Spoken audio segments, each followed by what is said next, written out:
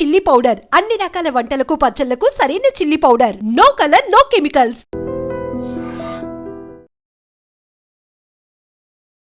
ఒక వైఫ్ వేరే స్ట్రేంజర్తో ఒక హోటల్ రూమ్లో గడిపింది. అది హస్బెండ్కి తెలిసిన తర్వాత ఆయన పిటిషన్ వేసుకున్నాడు వెళ్ళి, దట్ నాకు ఆ ఫుటేజ్ ఇస్తే నా వైఫ్ వేరే హోటల్తో ఉన్నది కాబట్టి నాకు ఒక డివోర్స్ కావాలి అని పిటిషన్ వేస్తే ఆ పిటిషన్ని రిజెక్ట్ చేయడం జరిగింది. ఎవరైనా కామన్ పీపుల్ ఏమనుకుంటారంటే ఏంటంటే, అరే ఇప్పుడు ఒక వైఫ్ ఒక బాయ్ ఫ్రెండ్ తోని హోటల్ పోయి గడిపింది కదా, ఆ సీసీ ఫుటేజ్ ఇవ్వడం వల్ల తప్పే ఉంది. ఇప్పుడు ఇక్కడ ఎవరైనా ఏది ఆలోచిస్తున్నారంటే, ఒక వైఫ్ ఒక హస్బెండ్ ఒక ఇల్లీగల్ కనెక్షన్ గురించి ఆలోచిస్తున్నారు, కానీ హోటల్ కూడా కొన్ని రైట్స్ ఉంటాయి. ఎవరైనా పోలీస్ స్టేషన్కి వెళ్ళి కంప్లైంట్ ఇస్తే ఇల్లీగల్ కనెక్షన్ పెట్టుకున్న వ్యక్తుల మీద ఎఫ్ఐఆర్ చేసే అవకాశం ఉండే. సో సుప్రీంకోర్టు ఎప్పుడైతే దీన్ని క్రిమినల్ ఛార్జెస్ కింద నుంచి తీసేసిందో, ఇప్పుడు మేము ఎవరితో ఇల్లీగల్ కనెక్షన్ పెట్టుకున్నా మీరు ఏం బిక్తారు అన్న టైంలో తయారైపోయింది దేశం. అబ్బాయిలు చాలా మటుకు పెళ్లి అనగానే భయపడుతున్నారు. ఇప్పుడు లిబరలైజ్ అయిపోయింది కాబట్టి మనకు ఒక ఫోన్ నెంబర్ దొరికితే ఒక అమ్మాయితో రిలేషన్షిప్ ఏర్పడడం చాలా ఈజీ. అవును. సో వానికి కావాల్సిన అవసరాలు తీరిపోతున్నప్పుడు వాడు పెళ్లి మీద చూడతాడు. చట్టాలన్నీ అమ్మాయిలకే ఎక్కువ ఫేవర్గా చేస్తాయి. చేసిన చట్టాలను ఎప్పటి మనకు భారతదేశంలో స్వతంత్రం వచ్చినప్పుడు చేసిన చట్టాలు. సో ఆ చట్టాలు అక్కడే ఉండిపోయినాయి. మానవ జీవితం ఏమో చాలా అంటే ఊహించనంత ముందుకు వచ్చేసినాం. ఇప్పుడు ఫారిన్ కంట్రీస్లో మీకు ఏ డైవర్స్ కేసు అయినా కూడా maximum with in the 6 months అయిపోతుంది. అక్కడ వైఫ్కి ఆస్తిలో వాటా ఉంటుంది, ఇండియాలో లేదు. మధ్యకాలం మనం చూసుకున్నట్టయితే డివోర్స్ రేట్ చాలా పెరుగుతుంది. ఎందుకంటారు? అందరూ ప్రేమ అంటే పడుకోవడం అనుకుంటారు. ప్రేమ అంటే పడుకోవడం కాదు, ప్రేమ అంటే నిలబడటం. అర్థమైందా? కష్టంలో, సుఖంలో, బాధలో, సంతోషంలో పక్క నిలబడటం ప్రేమ అంటే. సో నేను ఎప్పుడైనా కూడా నేను స్ట్రాంగ్గా చెప్పగలిగేది ఏంటి అంటే, ఏ అమ్మాయికైనా సరే ఓకే ఇబ్బంది పెట్టకుండా చూసుకునే భర్త ఉంటే ఇక దాన్ని మించిన ఆనందం ఈ ప్రపంచంలో ఉండదు. వాడు అడక్క తిన్నట్టునే పర్లేదు, కానీ 1000 కోట్లు ఒక ధనవంతునికి నీ బిడ్డని ఇస్తే వాడు ఏ రోజు ఒక గంటనో ఒక అర్ధ గంటనో నువ్వు ప్రశాంతంగా మాట్లాడకపోతే ఆ 1000 కోట్లు ఏం చేసుకుంటావు? 1000 కోట్లు ఏం చేసుకుంటావు? నెత్తి మీద కొట్టుకుంటావు. నువ్వు జాతకాలు చూసి చేసినా, ఇటు లవ్ మ్యారేజ్ చేసుకున్నా, ఇప్పుడున్న పరిస్థితులలో ఇండియాలో మ్యారేజ్ నిలబడటం చాలా కష్టం. నాగేశ్వరరావు గారు, ఇప్పుడు రీసెంట్గా మనం చూసుకున్నట్టయితే పటియాలా హౌస్లో ఒక జడ్జ్మెంట్ అనేది వచ్చింది. ఒక వైఫ్ వేరే స్ట్రేంజర్తో ఒక హోటల్ రూమ్లో గడిపింది. అది హస్బెండ్కి తెలిసిన తర్వాత ఆయన పిటిషన్ వేసుకున్నాడు వెళ్ళి, దట్ నాకు ఆ ఫుటేజ్ ఇస్తే నా వైఫ్ వేరే హోటల్తో ఉన్నది కాబట్టి నాకు ఒక డివోర్స్ కావాలి అని పిటిషన్ వేస్తే ఆ పిటిషన్ని రిజెక్ట్ చేయడం జరిగింది. అది యాజ్ అ కామన్ పర్సన్ నేను అడుగుతున్నా, అది ఎంతవరకు correct? Because that is the only evidence which this person is having. అవును, ఇప్పుడు ఆ కేసు మనకు ఇప్పుడు కొద్దిగా సెన్సేషన్ ఉంది. అంటే అది ఏమని రిజెక్ట్ చేశారంటే, అది కొంచెం పర్సనల్ కదా, మేము ఇయ్యము అంటే మరి ఎట్లా అంటే? అదే దాంట్లో ఏంటంటే, ఇప్పుడు మనకు 2 అంశాలు ఉంటాయి దాంట్లో. ఒకటి, ఇప్పుడు జనరల్గా ఏంటంటే, ఇప్పుడు పటేల్ హౌస్ ఏదైతే ఆ సీసీటీవీ ఫుటేజ్ ఇవ్వద్దు, అది ప్రైవసీకి సంబంధించింది అనే విషయాన్ని చెప్తూ ఇంకో కొన్ని విషయాలు కూడా చెప్పింది. అది ఇప్పుడు ఆ పటియాలా హౌస్ ఏదైతే ఆ పిటిషన్ డిస్మిస్ చేసిందో అది ఇప్పుడు కొద్దిగా ట్రెండింగ్లో ఉంది అది యాక్చువల్లీ. ఎందుకంటే కామన్ పీపుల్ ఎవరైతే ఉన్నారో వాళ్ళకి చట్టం గురించి ఎక్కువ అర్థం కాదు ఫస్ట్ ఆఫ్ ఆల్. సో ఎవరైనా కామన్ పీపుల్ ఏమనుకుంటారంటే ఏంటంటే, అరే ఇప్పుడు ఒక వైఫ్ ఒక బాయ్ ఫ్రెండ్తోని హోటల్ పోయి గడిపింది కదా, ఆ సీసీ ఫుటేజ్ ఇవ్వడం వల్ల తప్పేముంది, ఆమె తప్పు చేసింది కదా, మరి ఇవ్వడంలో తప్పేముంది, ఆ సీసీటీవీ ఫుటేజ్ చూస్తే తెలిసిపోతుంది కదా, ఈజీగా తెలిసిపోతుంది కదా అనే ఉద్దేశం అనేది ఒక కామన్ వ్యక్తికి ఉంటుంది. సో కోర్టు దృష్టి అనేది ఎప్పుడు దానికి వేరే రకంగా ఉంటుంది. కోర్టు దృష్టి వేరు, కామన్ పీపుల్ వేరు ఎప్పుడు కూడా. సో ఆ కేసులో ఏంటంటే ఫస్ట్ ఏంటంటే దీంట్లో రెండు విషయాలు వస్తాయి మనకు. దాంట్లో ఫస్ట్ విషయం ఏముంది అంటే ఏంటంటే, ఫస్ట్ ఏదైనా ఒక ఆర్డర్ డెలివరీ చేసే ముందు సమాజంలో ఉన్న అన్నిటిని బ్యాలెన్స్ చేస్తూ జడ్జిమెంట్ అనేది డెలివరీ చేయాలి. ఇప్పుడు దీంట్లో మనకు ప్రధానంగా వచ్చే అంశం ఏముంది అంటే, ఇప్పుడు ఇక్కడ ఎవరైనా ఏది ఆలోచిస్తున్నారంటే, ఒక వైఫ్ ఒక హస్బెండ్ ఒక ఇల్లీగల్ కనెక్షన్ గురించి ఆలోచిస్తున్నారు, కానీ హోటల్ కూడా కొన్ని రైట్స్ ఉంటాయి. ఓకే, హోటల్ కూడా ఏంటంటే customer unless until it is not a crime. Okay, అక్కడ ఏ రకమైన క్రైమ్ జరగకపోతే హోటల్ని పర్సనల్ ఇన్ఫర్మేషన్ కోరే హక్కు లేదు, హోటల్ ఇవ్వాల్సిన అవసరం కూడా లేదు. ఓకే. హోటల్కి విజిట్ చేసే వ్యక్తుల యొక్క ఇన్ఫర్మేషను వాళ్ళ కాన్ఫిడెన్షియాలిటీ మెయింటైన్ చేయాల్సిన బాధ్యత hotel. Unless until there is no crime involved in, అంటే అక్కడ ఏ రకమైన నేరాలు కానీ లేకపోతే నేరానికి సంబంధించి కానీ జరగలేదు అనుకున్నప్పుడు ఒక కామన్ వ్యక్తికి సంబంధించిన ఇన్ఫర్మేషన్ ఇవ్వద్దు అనేది హోటల్లో ఉండే ప్రధాన కాన్ఫిడెన్షియాలిటీ అనేది ప్రధాన లక్ష్యం అది. రెండోది మనకు సుప్రీంకోర్టు మనకు తన ఒపీనియన్ చెప్పింది ఏంది అనేది ఏంటంటే దాన్ని చాలా మంది తప్పార్థం చేసుకుంటారు. యాక్చువల్లీ ఆ జడ్జిమెంట్ మీద కూడా ఎవరికి సరైన అవగాహన లేదు. అంటే ఎట్లుంటుందంటే జడ్జ్మెంట్ వల్ల అంటే మీరు ఇంకా ప్రోత్సహిస్తున్నారా? అందరూ అదే అనుకుంటున్నారు.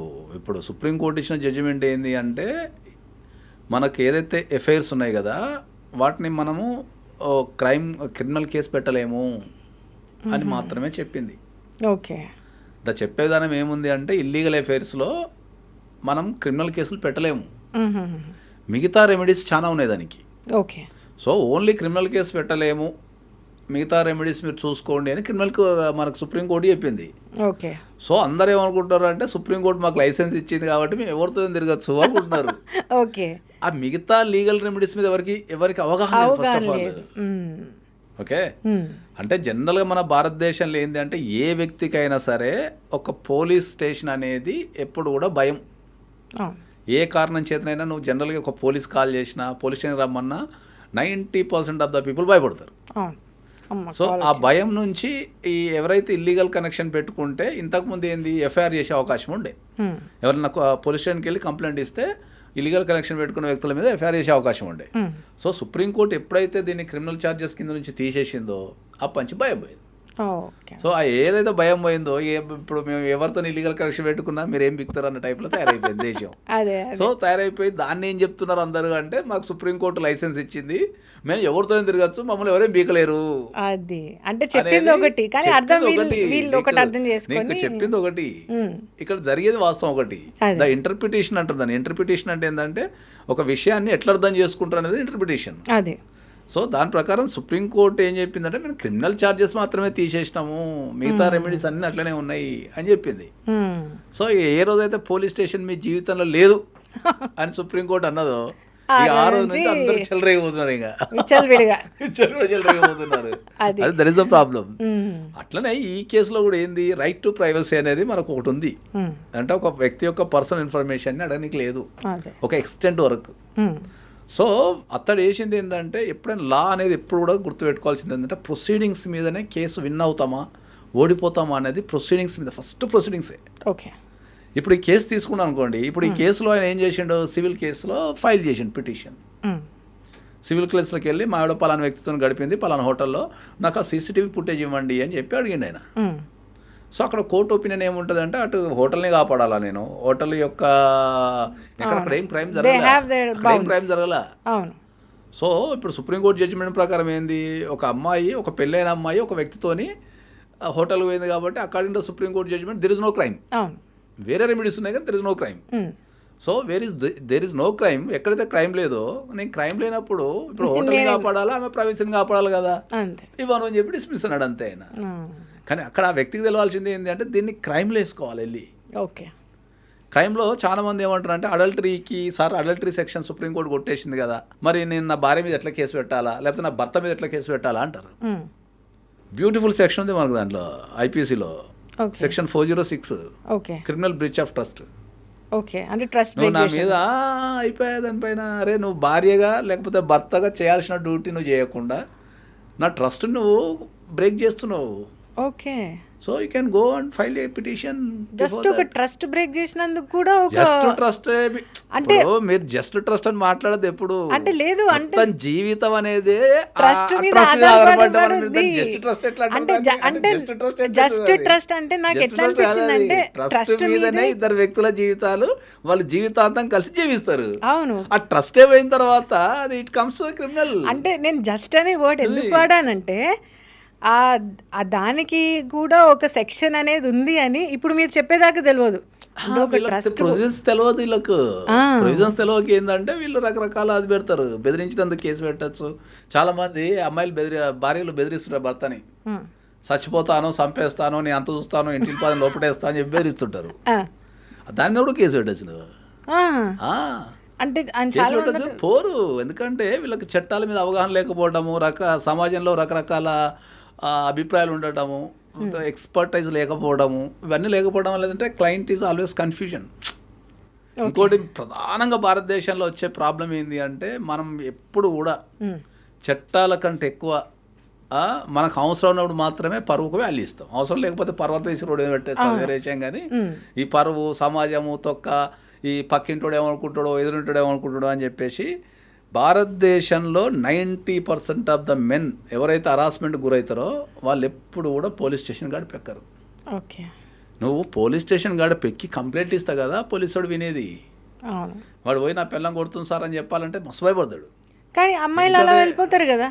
వాళ్ళకు డైరెక్ట్ ప్రయోజనం ఉంది కదా, మనకి ఇండైరెక్ట్ ప్రయోజనం ఉంది. అబ్బాయిలకి ఇండైరెక్ట్ ప్రయోజనం ఉంది, అమ్మాయిలకు డైరెక్ట్ ప్రయోజనం ఉంది. వాళ్ళు డైరెక్ట్ ప్రయోజనం ఉంది కాబట్టి పోయి డైరెక్ట్ పోలీసులో కూర్చొని నా ప్రయోజనం ప్రకారం ఎందుకు చేయాలి సార్ అంటారు. అది ఫస్ట్ పాయింట్. మనకి ఇండైరెక్ట్ ప్రయోజనం ఉంది. ఇండైరెక్ట్ ప్రయోజనంలో పోలీసులు ఇమీడియట్లీ యాక్షన్ తీసుకోరు. ప్లస్ ఇంకోటి ఏంటంటే చాలా మంది పోరు ఫస్ట్ ఆఫ్ ఆల్ పోలీస్ స్టేషన్కి కదా. అబ్బాయిలు పోరు. పెళ్ళం కొడుతుందని పోతే వాడు ఇజ్జత్ అంతా ఎవరు తీస్తున్నాడు, పెళ్ళం చేతులు దెబ్బలు తిన్నావురా, నువ్వు పిల్లని కంట్రోల్ చేయలేవరా అని ఇట్లాంటివన్నీ మాట్లాడతారా అని చెప్పేసి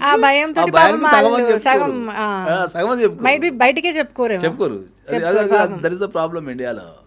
వైలెన్స్ అనేది అది ఉమెన్ కైనా నవే డేస్ మాట్లాడుతున్నా నేను. మనం వైలెన్స్ అనేది ఒకప్పుడు ఉమెన్ అగెనిస్ట్ ఎక్కువ ఉంటుండే, కానీ ఇప్పుడున్న జనరేషన్లో ప్రజెంట్ అనేది వైలెన్స్ అనేది ఈక్వల్గా ఉంది. అమ్మాయిలకు ఎంత ఉందో అబ్బాయిలు కూడా అంత వైలెన్స్ ఉంది. కానీ అబ్బాయిలలో ఎట్లయితే షాడిస్టులు, తర్వాత సేమ్ అమ్మాయిలలో కూడా ఉన్నారు. ఈక్వాలిటీ అనేది వైలెన్స్ అనేది ఇద్దరికి సమానంగా. ఓకే, జెండర్ ఈక్వాలిటీ వచ్చేసింది. వైలెన్స్ వచ్చేసింది. ఓకే, వైలెన్స్ వచ్చేసింది. రిలేషన్షిప్ వైలెన్స్ వచ్చేసింది ఆల్రెడీ. ఓకే. అండ్ చాలా మట్టుకు అబ్బాయిలు చాలా మట్టుకు పెళ్లి అనగానే భయపడుతున్నారు. ఎందుకంటారు పెళ్ళి అనేది భయపడుతున్నట్టు? ఏంటంటే ప్రధానంగా చెప్పాలంటే ఏంటంటే మనకున్న ఇప్పుడు మార్కెట్లో ఉన్న కండిషన్స్లో ఏంటంటే జనరల్గా పెళ్ళి అనేది ఎప్పుడు కూడా ఏంటంటే ఎంగేజ్ జరగాలి అసలు. యాక్చువల్లీ మ్యాక్సిమం నేను కొన్ని వేల కేసులు రీసెర్చ్ చేసిన, చదివిన కాబట్టి చెప్తున్నది ఏంటంటే అరౌండ్ అబ్బాయికి 25 బిలో పెళ్ళి అయిపోవాలి. అప్పుడే పెళ్ళిలో ఉన్న మజా వస్తుంది. వీళ్ళు కెరీర్ అని, చదువులని, మైగ్రేషన్, రకరకాల దేశాలు తిరిగి ఇదంతా తిరుగుతుంటే పెళ్లి మీద ఎవరు దృష్టి పెడుతున్నాడు ఫస్ట్ ఆఫ్ ఆల్. రెండోది చట్టాల మీద భయం. ఎందుకంటే ఇప్పుడున్న జరుగుతున్న మీద ఏంటంటే చట్టాలకి పెళ్లి చేసుకొని కోట్ల చుట్టూ ఎవరు తిరగాల అనే భయం కూడా చాలామంది పట్టుకుంది. అంటే న్యూస్ చూడటంతో ఇప్పుడు మనకి ఇల్లీగల్ అఫైర్స్ లీగలైజ్ అయిందనుకోవటం కానీ, లేకపోతే చట్టాలన్నీ ఆడవాళ్ళకే ఉన్నాయి కాబట్టి ఆడవాళ్ళని మనం పెళ్లి చేసుకుంటే వీళ్ళు సతాయిస్తారు, ఈ తల్లిదండ్రులు తిరగడం ఎందుకు అనేది ఒకటి. మూడోది మనకు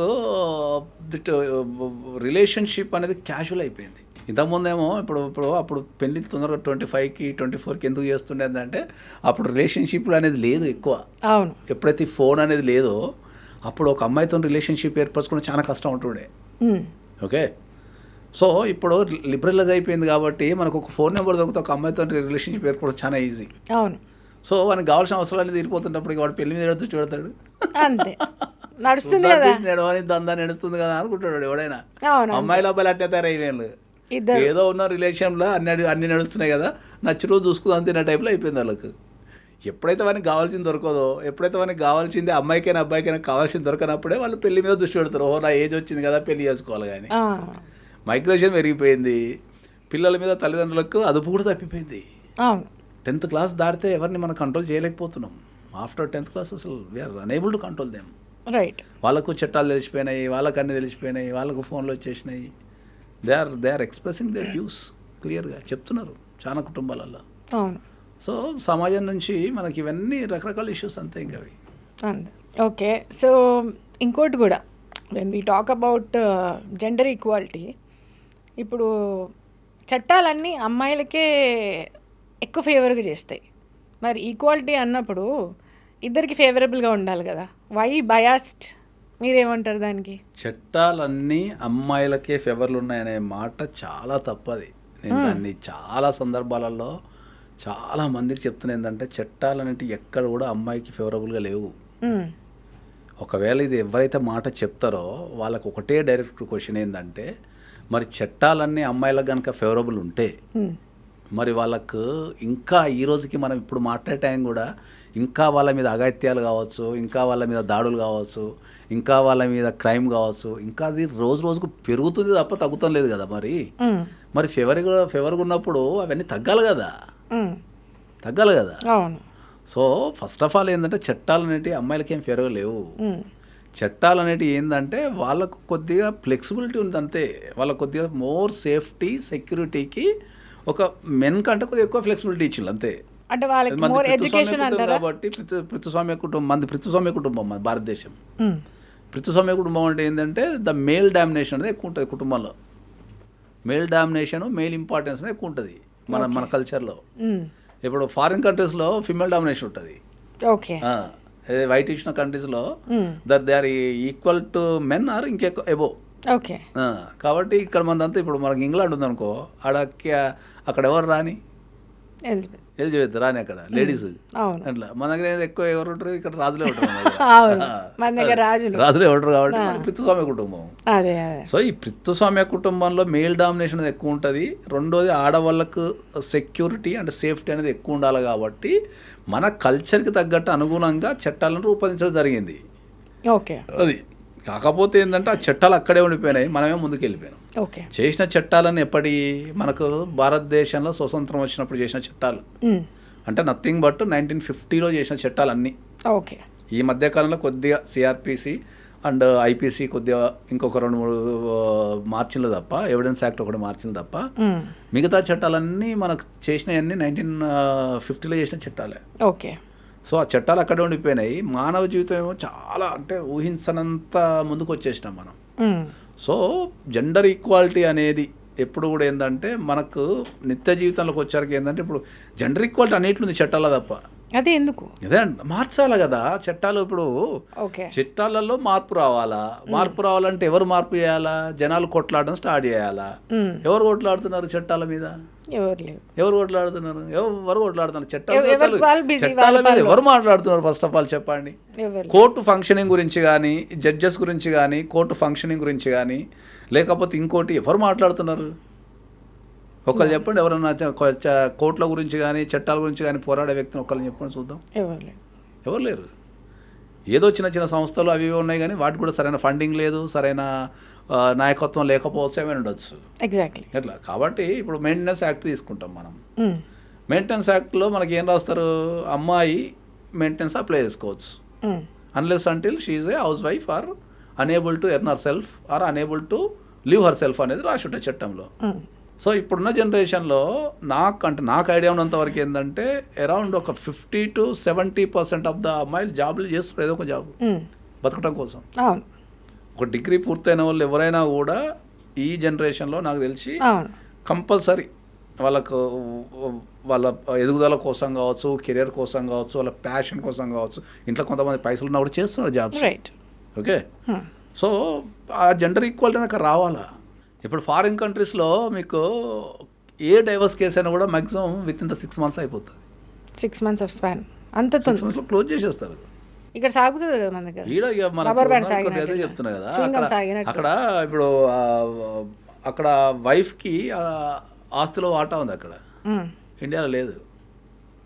ఇప్పుడు ఆ విషయం చెప్తే నన్ను ట్రోలింగ్ చేస్తారు. నన్ను చాలా ట్రోలింగ్ చేసింది అట్లా. ఇంకా వైఫ్కి భర్త ఆస్తిలో కానీ, అత్తామామల ఆస్తిలో కానీ, అత్తగారి ఇంటి సైడ్ ఏ రకమైన ఆస్తిలో కానీ వైఫ్కి రైట్ లేదు ఇండియాలో. అవును. ఓకే. వైఫ్కున్న రైటర్లు ఏంది అంటే ఆమె బతకడానికి కావాల్సిన పైసలు, మెయింటెనెన్స్, ఆమె బతకడానికి ఆమె ఒకవేళ unable to feed her self, ఆమెకు బతికే శక్తి లేనప్పుడు హస్బెండ్ నుంచి నాకు ఇంత మనీ బతకడానికి కావాలా అని చెప్పేసి కోర్టులో పిటిషన్ వేసుకోవాలి తప్ప ఆస్తిలో వాటా అడిగే హక్కు వైఫ్కి లేదు. తెలియదు చాలా మంది. ఒకవేళ గనక ఈ భారతదేశంలో భర్త ఆస్తిలో కానీ, లేకపోతే అత్తమామల ఆస్తులలో కానీ, లేకపోతే అత్తగారింటి సైడ్ ఆస్తులు ఏ రకమైన వాటా ఇచ్చినా అందరూ పంచాల్సిందే ఆస్తులు. పెళ్లి ఫస్ట్ ఇట్లా పెళ్లి అయిన 2 నిమిషాలకి ఏమడుగుతారు?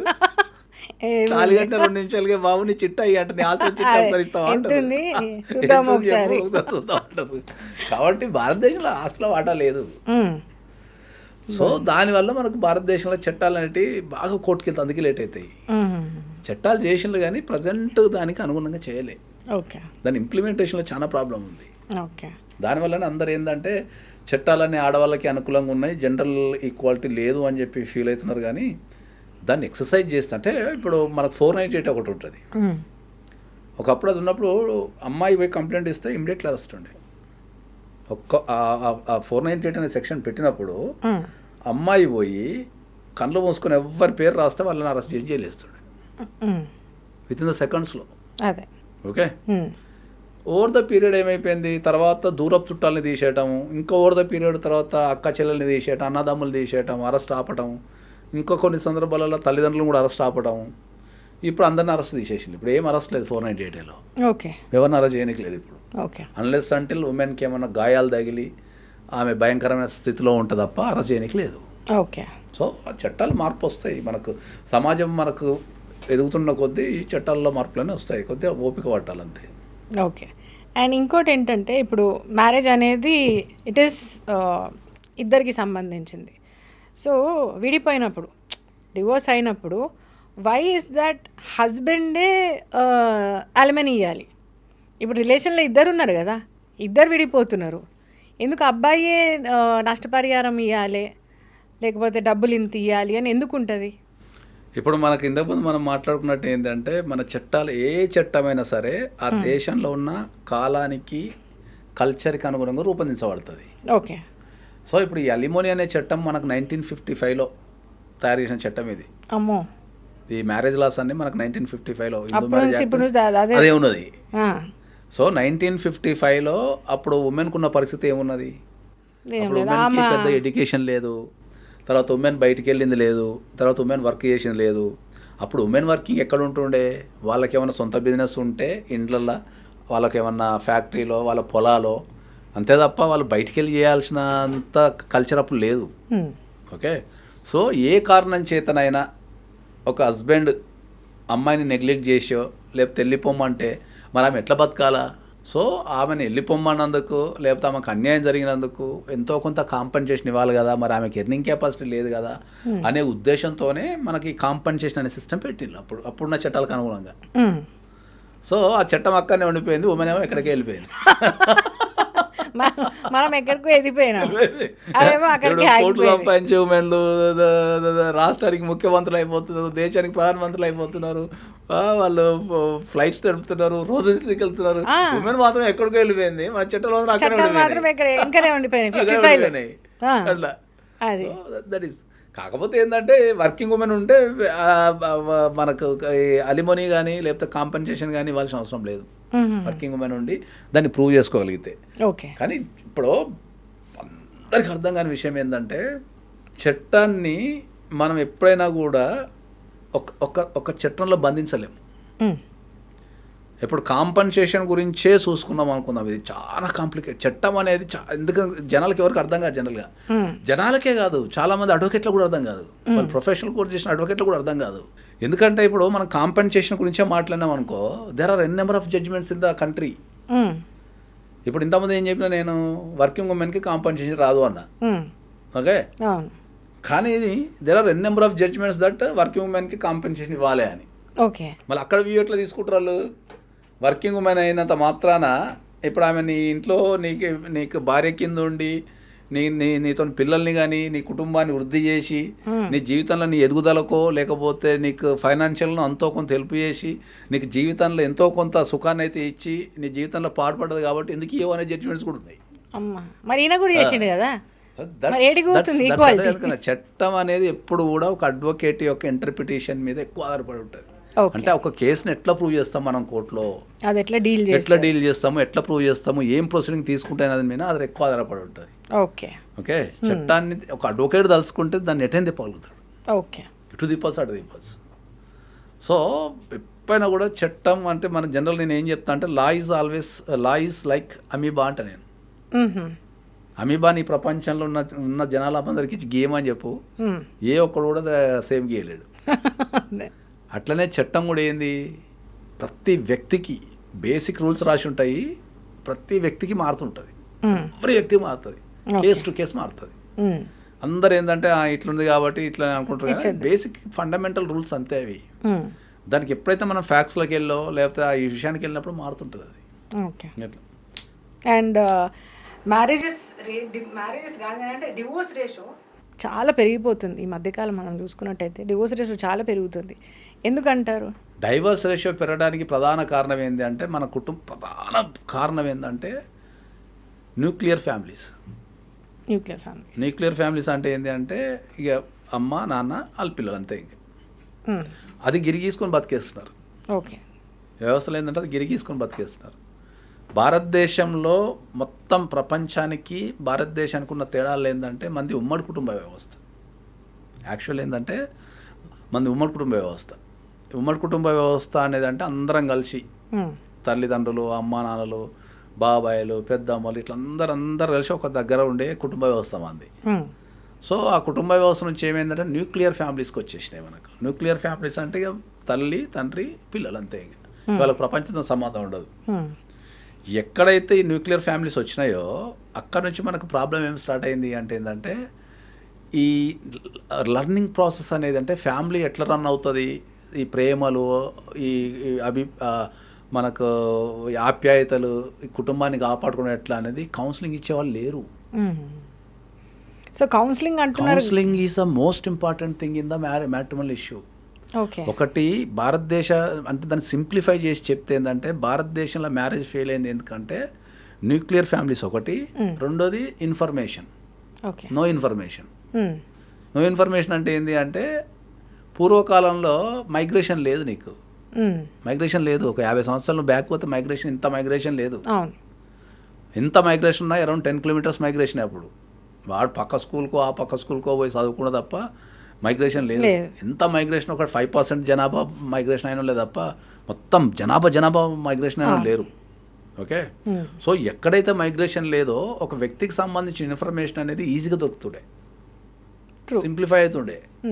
పూర్వకాలంలో ఏంటంటే ఒక ఊరికి వెళ్ళి మనము ఒక పలానా అబ్బాయి ఎట్లా అంటాడు అంటే ఆ ఊర్లో ఉన్నాడు ఆ అబ్బాయి గుణగణాలు, ప్రవర్తన, ఊర్లో ఎవరైనా తిట్టిండా, కొట్టిండా, కొట్లాట అయిందా, లేకపోతే ఎవరైనా తిడితే వీడు తలెంచుకొని పోయిండా, వీళ్ళు లేకపోతే తాగుతాడా, రోడ్ల మీద పడతాడా అనేది ఇన్ఫర్మేషన్ తానే ఉంటుంది. ఉన్నప్పుడు వాడు పోయి ఇన్ఫర్మేషన్ అడితే పలానా అబ్బాయి మంచివారు రాబోయే, వాడు తాగడు పాపం ఎప్పుడు చూడలేము, లేకపోతే ఎవరితో కొట్లాడలే, మాట్లాడే విధానం మంచిగా ఉంటుంది, లేకపోతే అట్లా ఇట్లాంటి ఇన్ఫర్మేషన్ దొరుకుతుండే.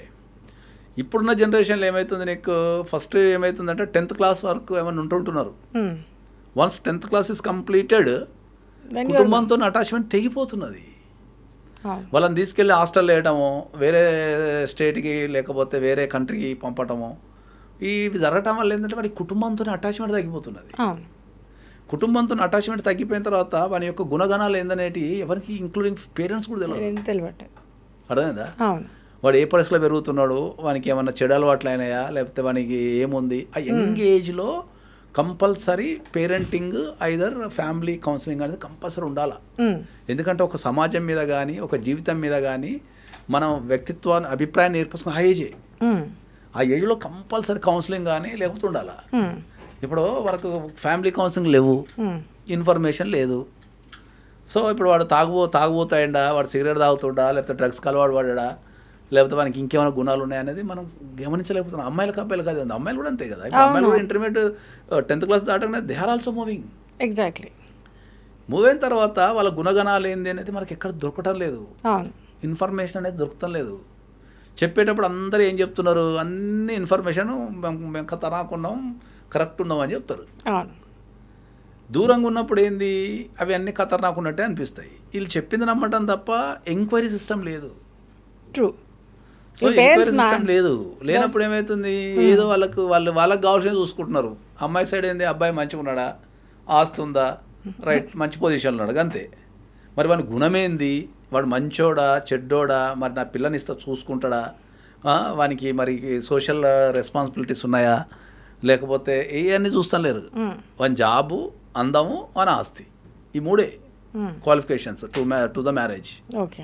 సేమ్ అమ్మాయి సైడ్కి వచ్చినా అంతే చూస్తున్నారు. అమ్మాయి అందంగా ఉందా పర్లేదు, లేకపోతే ఏం చేస్తున్నది ఇంతే తప్ప వీళ్ళకు పెళ్ళికి కావాల్సిందే first of all counselling nowadays. Okay. కౌన్సిలింగే ఉండాలా. కౌన్సిలింగ్ లేక కౌన్సిలింగ్ లేకనే ల్యాక్ ఆఫ్ 100% కౌన్సిలింగ్ లేకనే. నేను ఎందుకంటే నేను కొన్ని లక్షల కేసులు పరిశీలించి చెప్తున్నా.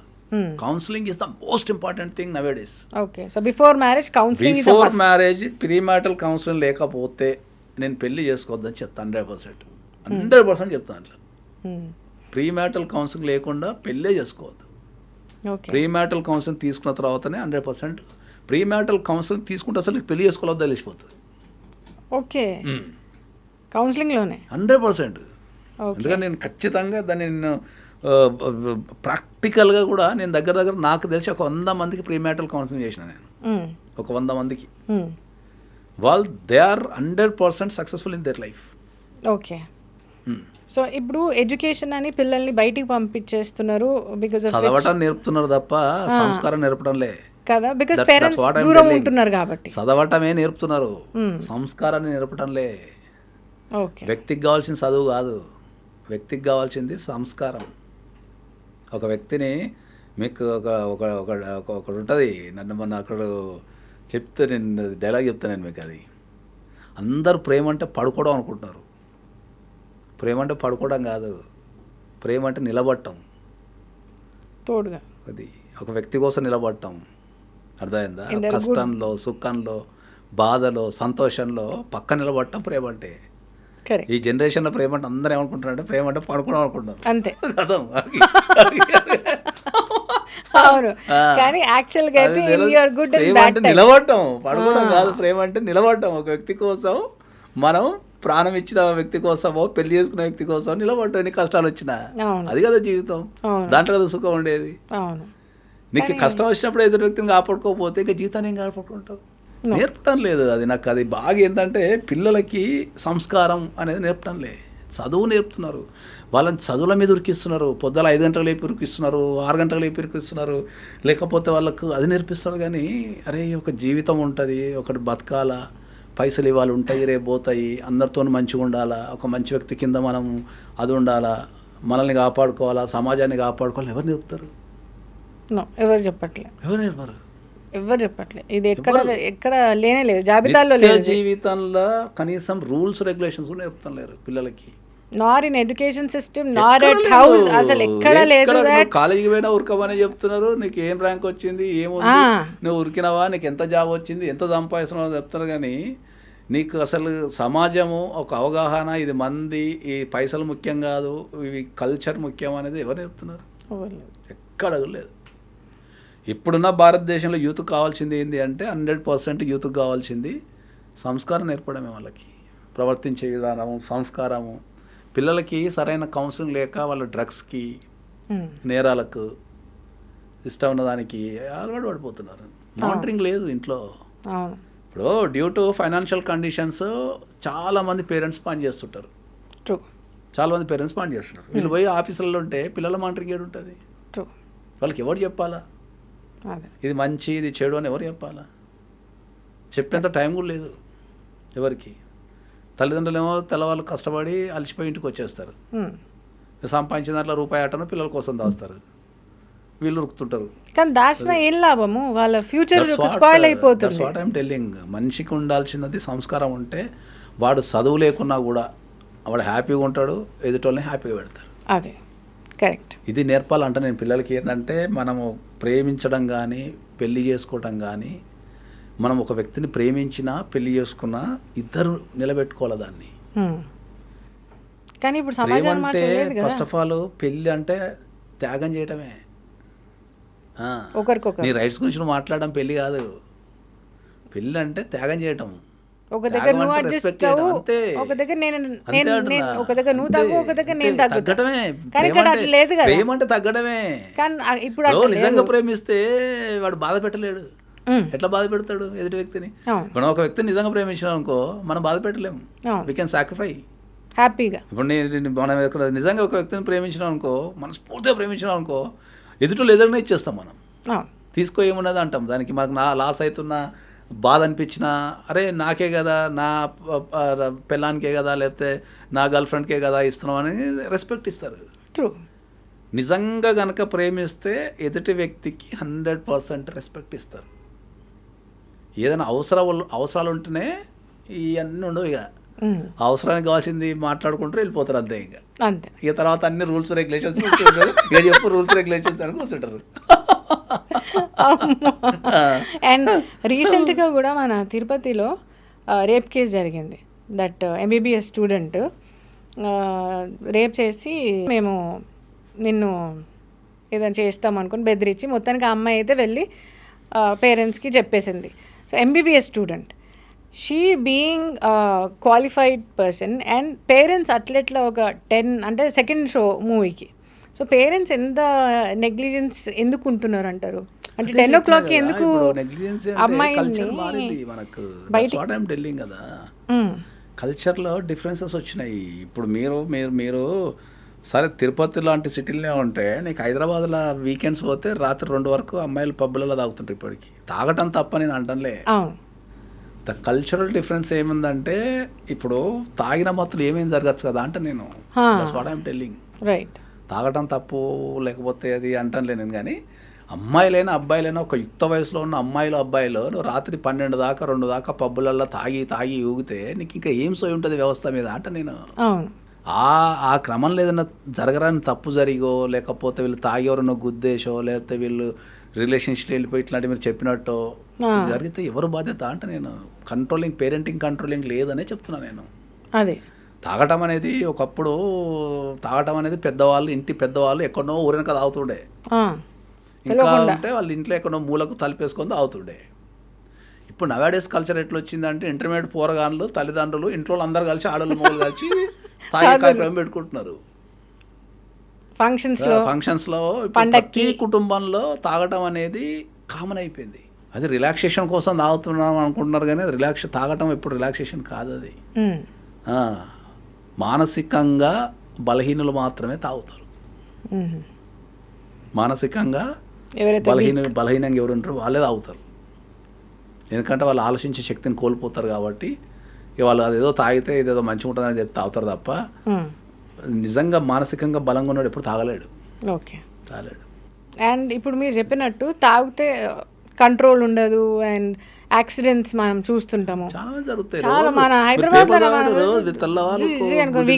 వస్తున్నాయి తాగి వీళ్ళు గుద్దుకొని చచ్చిపోవడమో వాళ్ళని చంపడమో అనేది. That is the culture. We need to learn the people. ఇప్పుడు తాగటం తప్పు కాదు. తాగినప్పుడు వాళ్ళకి ఏం నేర్పాలంటే తాగినప్పుడు నువ్వు డ్రైవింగ్ చేయొద్దు, క్యాబ్ తీసుకొని రా లేకపోతే డ్రైవర్ని తీసుకొని వెళ్ళు, రిస్క్ చేయ. That is the culture. That's what I'm telling everybody. Parenting అంటే అదే. ఓకే తాగుతున్నానే స్పృహ నీకున్నప్పుడు నువ్వు పిల్లలకు నేర్పాల్సింది ఏంది? తాగినప్పుడు ప్రాణం పోయినా డ్రైవింగ్ చేయొద్దు,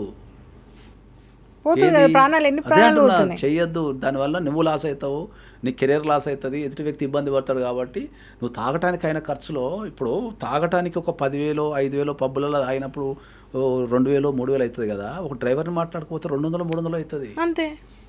నువ్వు తాగి దొరికి చట్టం కూడా నిలబడే బదులు 200-300 పెట్టుకుని పొమ్మని నేర్పాలి. అది నేర్పాలి మనం వాళ్ళకి. వీడు తాగటమే ఒక కకృతిగా తాగుతాడు, 1000 పెట్టి 300-200 ఖర్చు పెడతానికి వెనకాడిపోయి వీడు నడిపోయి ఎదుటని చంపేస్తాడు. ఇప్పుడు వాళ్ళ వల్ల కల్చర్ మారినప్పుడు కల్చర్తో పాటు మనం వాళ్ళకున్న ఏదైతే ఉంటుందో సామాజిక పరంగా తప్పు చేయొద్దు అని నేర్పాలి. కూడా అంటే డ్రంక్ అండ్ డ్రైవ్ లో దొరికితే పర్లేదు కానీ వాళ్ళ వల్ల లైఫ్స్ పోతాయి. అదే చెప్తున్నా, వాళ్ళ లైఫ్ పోతుంది, ఎదురుగా ఎవరైనా పోతే వాళ్ళ లైఫ్ వేరే, మళ్ళీ ఫ్యామిలీ సఫర్ అవుతాయి. అన్ని ఇన్ని అనర్థాలు ఉన్నాయి life time, which is like మనం ఇంకా మళ్ళీ తిరిగి కూడా రాదు. ఉన్నదే ఒక జీవితం, మళ్ళీ వేస్ట్. ఉరికి ఏం సాధించలేను. ఎవడన్నా ఉరికితే వాడైతే నాకు నవ్వొస్తుంది. అవును, ఏముడు అదంతా ఒక సైకలాజికల్ ఫీలింగ్ అంతే. ఉరకడం అనేది మన మానవ జీవితానికి వేస్ట్. అసలు ఈ ప్రపంచంలో ఎడ్డిగా తెలివి లేకుండా ఉరికే ఏకైక జీవి మనిషి ఒక్కడే. అవును, అన్ని ప్రపంచంలో జీవులు ఎక్కడ అన్నీ ఉన్నాయి, ఎక్కడ ఉన్నాయి అవే మంచిగా బతికేస్తున్నాయి. తెలివి ఉండి మనమే ఇదైతున్నాము, తెలివి లేక వాళ్ళు మంచిగా వాళ్ళు తింటారు. అసలు అది ఆనందం అంటే నచ్చిన పని చేసుకుంటే ఆనందం అంతే. అంతే, మనమే ఉరుకు ఏదో ఎంతున్నా మనం. మన భారతదేశంలో మనకు మెంటాలిటీ ఎట్లా తయారు చేసిన అంటే ఏంటంటే డబ్బు ఉంటేనే సుఖం ఉంటుంది, డబ్బుతోనే అన్నీ వస్తాయి అనేది పిల్లలకు నూరిపోస్తున్నారు బాగా. ఒక కారు ఉంటేనే అది ఉంటుంది అని. అదే అర్థమైందా? కారు ఉంటే ఇప్పుడు మనం ఇప్పుడు ఇండియాలో అంటే కారు ఉంది నడుపుకుంటున్నాం, కానీ ఫారిన్ కంట్రీస్లో పోతే దాని పార్కింగ్ పైసలు కూడా సరిపోవు మనకు. కారు ఉన్నా కూడా నువ్వు రోజు 15-20 నిమిషాలు 30 నిమిషాలు నడవాల్సి వస్తుంది. ఇక్కడ కార్ పార్క్ చేసి ఎడుకు వెళ్ళాలి. అమ్మో, మన ఇండియా టైప్లో ఎడబడతాడా గల్లీలల్లా షాప్లో కూడా పెట్టిపోతే వాడు కూర్చుకొని పోతాడు. అంటే మనం అక్కడ పోయి ఉండలేము. అయితే పబ్లిక్ ట్రాన్స్పోర్ట్ ఏడా. నేను ఎందుకు మనం రీసెంట్గా లండన్ పోయినా 1 వీక్ ఉండవు దిగాలి అసలు. ఓకే, ఎందుకంటే మనకి ఇక్కడ కల్చర్, ఇక్కడ ఇంట్లో దిగిన కాడ నుంచి మళ్ళీ అసలు నేను నా జీవితంలో గట్టిగా 5 నిమిషాలు కూడా నడవ. నేను నడిచే ఛాన్సే లేదు నాకు లైఫ్లో, అన్లెస్ అంటే కోర్టుకు పోతే తప్ప. ఆడ ఫారిన్ పోతే అంత నడుచుడే ఉన్నది. ఈ కల్చర్ అడాప్ట్ అయ్యి అది అట్లా నేర్పలేరు అంతా, అది ప్రాబ్లం. అండ్ ఇంకోటి ఏంటంటే ఇప్పుడు అమ్మాయిలు బేసిక్ ఇప్పుడు పెళ్లి చేసుకోవాలంటే దే ఆర్ నాట్, నేను చూస్తుంది పర్సనల్గా, అబ్బాయికి కార్ ఉందా, ఒక హ్యాండ్సమ్ శాలరీ ఉందా, ఆస్తి ఉందా, ఇది చూస్తున్నారు తప్పితే అబ్బాయి మంచోడా, నన్ను మంచిగా చూసుకుంటాడా, ఇట్లాంటివి చూడట్లే. అబ్బాయి వైస్ వర్సాగా అబ్బాయి కూడా అంతే, అమ్మాయి అందంగా ఉందా, అదొకటి ఉంటే చాలు, తర్వాత సంగతి తర్వాత చూద్దాం. ఆ పిల్ల మంచిదా, రేపటికి ఇల్లు నడిపిస్తుందా, మా ఫ్యామిలీతో కోపప్ అయ్యే అమ్మాయేనా, ఇదంతా కాదు. అమ్మాయిలు చూస్తే డబ్బులు కావాలి, సెక్యూరిటీ ఒక లైఫ్ కావాలి, తర్వాత సంగతి తర్వాత. పడకపోతే ఇడిపోదాం అమ్మాయి, ఇస్తాడు కదా, ఆస్తి అయితే ఉంది మనకు, అడుక్కుందాం మనం, వేసి పడేద్దాం, అదే వస్తాయి మన దగ్గరికి. ఎందుకు ఇట్లా?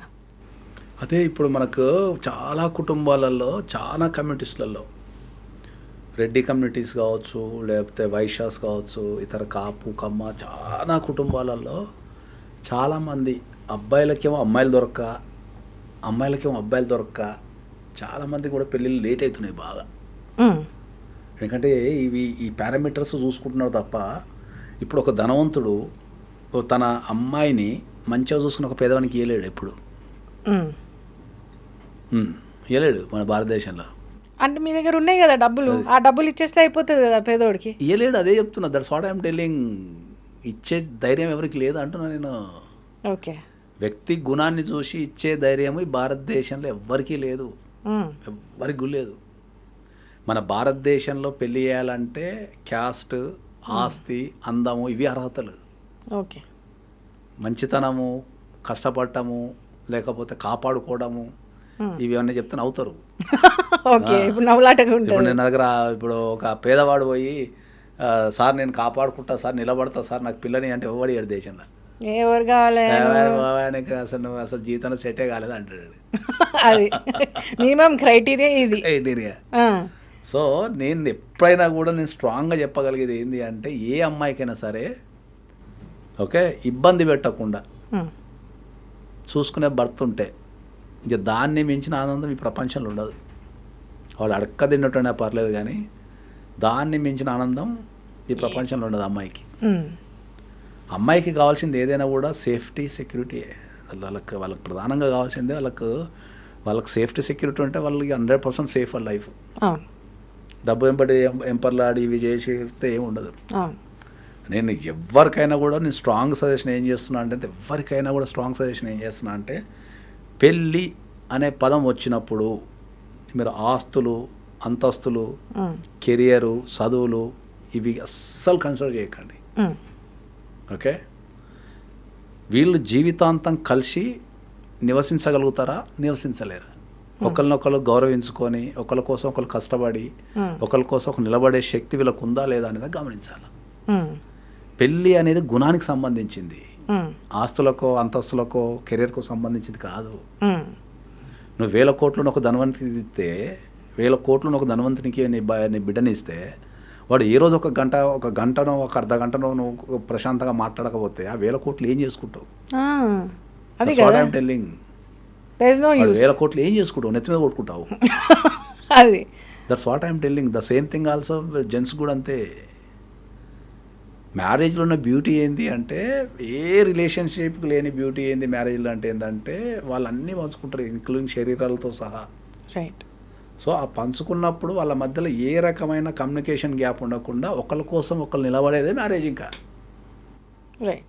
ఇప్పుడున్న మ్యారేజ్లన్నీ అబద్ధాలతోని, మోసాలతోని, ఆడంబరాలతోని, ఓకే, సమాజంలో గొప్పల కోసము ఇట్లాంటి మ్యారేజ్ చూస్తున్నాం. కానీ ఒక ట్రూ మ్యారేజ్ అంటే ఒక మ్యారేజ్ సక్సెస్ కావడానికి గుణాలు ముఖ్య కారణం.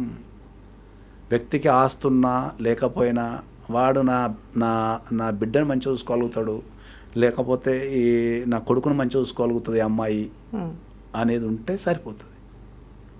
వీటి మీద దృష్టి ఎవరు పెడతాం లేరు. అందుకే మ్యారేజ్ ఫెయిల్డ్ ఇన్ ఇండియా అంట నేను. అండ్ ఆల్సో ఇంకోటి కూడా ఏంటంటే పేరెంట్స్ ఇన్వాల్వ్మెంట్ అమ్మాయి లైఫ్లో కొంచెం ఎక్కువ ఉంటుంది అన్నట్టు నాకు అనిపిస్తుంది. ఎక్కువ తెలవాళ్ళు మాట్లాడుకుంటారు, ఎక్కువ ఎక్కడే ఉండదు వాళ్ళకి, ఎప్పుడు 24 hours కనెక్షన్ ఉంటుంది. అట్లా అంటారా? అంటే ఏమైంది అమ్మ ఇట్లా ఆయన నన్ను సినిమాకి తీసుకోవాలి సరే అయితే నువ్వు ఇవాళ వంట చేయకు అమ్మ ఇవాళ ఇట్లా ఇట్లా అన్నాడు, టెక్నాలజీ ఇట్లా అన్నాడు. అవునా? చిన్న ఉదాహరణ చెప్తాను నేను. అందరికి ఐడియా ఉన్నది కానీ ఎంత బ్యూటిఫుల్ ఉదాహరణ అంటే ఏంటంటే, నువ్వు ఏ వ్యక్తిని ఎంత ప్రేమించినా ఏం ప్రేమించినా ఎప్పుడు ఒకసారి డిస్టర్బెన్స్ వస్తుంది. ఎందుకంటే emotional always not a constant ఉండదు ఎమోషన్ ఎవరికి, ఎంత మంచులైనా కూడా. అప్పుడప్పుడు ఎప్పుడో కొద్దిగా మనము ఇరిటేషన్ రావటమో లేకపోతే ఏదో ఉంటుంది కొద్దిగా. సో సాధారణంగా టెక్నాలజీ ఒక వ్యక్తి జీవితాన్ని ఎంత ఖరాబ్ చేస్తుంది అంటే, ఏదన్నా కారణం చేత భార్యాభర్తలకు రాత్రిపూట గొడవ అయింది అనుకుందాం సపోజ్, ఓకే, గొడవ అయితే ఒకవేళ అమ్మాయో అబ్బాయో వాకౌట్ చేయాలనుకున్నాడు అనుకుందాం. ఒకవేళ అమ్మాయి వాకౌట్ చేయాలనుకుందాం. పూర్వకాలంలో అమ్మాయి రాత్రిపూట వాకౌట్ చేసే పరిస్థితి లేదు. ఎందుకంటే బస్సులు ఉండకపోతుండే, ట్రాన్స్పోర్ట్ ఉండకపోతుండే, ఏదైనా గొడవ అయినా కూడా పొద్దున్న లేచిపోతలే అని కూర్చుంటుండే. ఈ రాత్రైన గొడవ మార్నింగ్ కల్లా దాని ఇంపాక్ట్ తగ్గుతుంది, 50% కంపల్సరీ తగ్గుతుంది. ఎప్పుడైతే గ్యాప్ ఇస్తో 50% తగ్గుతుంది. తగ్గిన తర్వాత ఇక మెల్లమెల్లగా మళ్ళీ కొద్దిగా తగ్గుతుంది. పోదాం అనుకుంటా చూద్దాంలే, ఇంకో గంట చూద్దాంలని మెల్లమెల్లగా ప్యాచప్ అవుతుండే. ఇప్పుడు నువ్వు రాత్రి 3 గంటలకు గొడవ అయిందనుకో, ఇట్లా కొడితే ఊపరోడు ఒలోడు ఇంటి కిందనే ఉంటాడు రెడీగా. ఆ ఎమోషన్ లా నీ సంగతి చెప్తా మా ఇంటికి పోతున్నారు ఇట్లా కొడితే వాడు కిందనే మేడం వచ్చాడు మేడం అని తీసుకుపోతున్నాడు. పేరెంట్స్ కూడా వాళ్ళు రాత్రి 2 గంటలకు కాల్ చేసినాను, ఊబర్ బుక్ చేసుకుని వచ్చాయంటారు కదా. ఆగమ్మా అని చెప్పేటోళ్ళు లేరు. ఇంతకుముందు అదే సేమ్ కాల్ పోయింది అనుకో, అమ్మ రాత్రి 3 అవుతుంది కదా అమ్మ, పొద్దున 5 గంటలకు బయలుదేరోలే, పొద్దున 6 గంటలకు నాన్న వస్తాడు అమ్మ వస్తాడు అప్పుడు చూద్దానంటే ఈ గ్యాప్ సరిపోతుంది వాళ్ళు ప్యాచ్ కావడానికి. ఆ గ్యాప్ కూడా ఇస్తలేరు. వీళ్ళ తగ్గట్టు ఊబరోడు వాడు వాడు ఇంటి చుట్టూరే వాడు ఎక్కడ వాడి మధ్య మాక్సిమం 5 నిమిషాలు అంటాడు కదా. రెండో స్విగ్గీ వాడు. నేను జనరల్ చెప్పాలంటే ఊబర్ రోడ్ సిగ్గోడు సగం జీతాలు ఖరాబ్ చేస్తున్నాడు. నిజం చెప్తున్నా నేను. ఎందుకంటే ఇంతకుముందు ఈ ఫెసిలిటీస్ లేనప్పుడు ఏంది, కొట్లాడుకుంటే ఇట్లా సచ్చుకుంటే ఎవరో ఒకరు వండుకుంటుండే, ఆ వంట కోసం అన్నా ముచ్చట పెట్టుకుంటుండే వీళ్ళు. ఇప్పుడు కొట్టుకున్నారు అనుకో, ఎవరు పాత్రలు పెట్టుకుంటారు, తింటున్నారు, పాడుకుంటున్నారు. ఇంకా వంటతో పనే ఉంది, వంటతో పనే ఉంది. ఎప్పుడు ఆకలేదు అప్పుడు కొట్టుకుంటున్నారు, తింటున్నారు. ఇంకా ఇంతకుముందు కనీసం ఈ ఫెసిలిటీస్ లేనప్పుడు ఏంటంటే అరే వండుకోవాలి కదా, అరే మరి పాపం ఆకలితో ఉన్నాడు అనే ఆలోచన ఉంటుండే.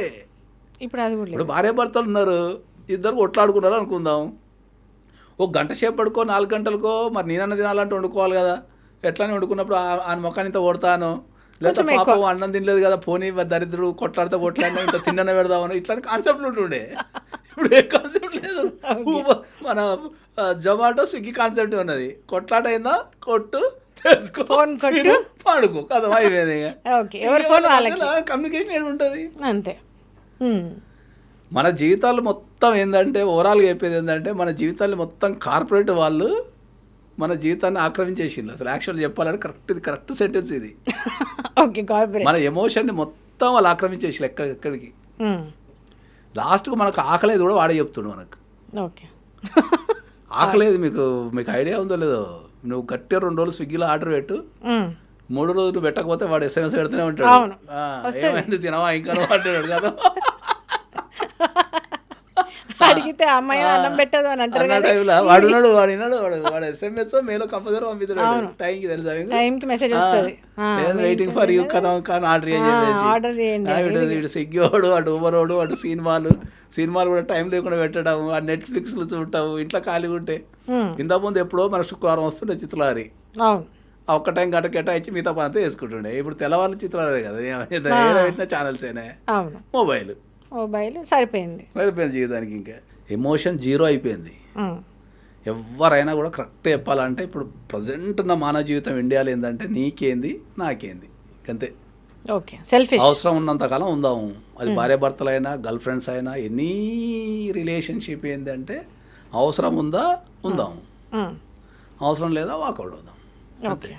అండ్ ఇప్పుడు లివింగ్ రిలేషన్స్ చాలా వచ్చేసాయి ఇప్పుడు మన దగ్గర.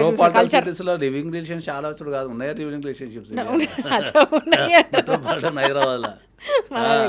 లివింగ్ రిలేషన్షిప్ ఏ స్థాయికి వెళ్ళిపోయిందంటే కో లివింగ్ హాస్టల్స్ అని కూడా వచ్చేసినాయి. ఇంకా అవును, అంటే ఇద్దరు అన్నోన్ వ్యక్తులు, ఒక ఆడ ఒక మగ, ఇద్దరు అన్నోన్ వ్యక్తులు హాస్టల్ తీసుకొని తెల్లవారులు వాడుకొని ఏదైనా చేసుకొచ్చిన స్థాయికి వచ్చినాం మనం. ఇంకా ఆ దరిద్రం ఏంటంటే రీల్స్ లో చూడాల్సి వస్తుంది, వాళ్ళు యాడ్ ఇస్తున్నారు, యాడ్ ఇచ్చేసి రావచ్చు అని చెప్పి స్థాయికి ఎదిగిపోయినాం మనం.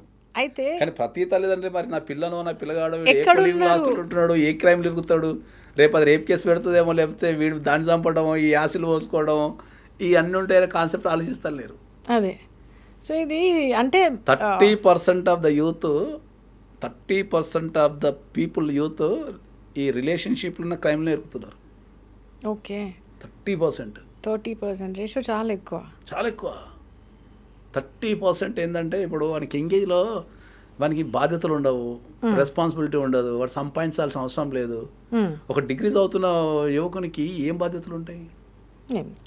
ఇంట్లో కాలేజ్ ఫీజు కడతారు, పోరా అంటారు, మొబైల్ చేతికి ఇస్తారు, దానికి ఇంకేముంటుంది దానికి?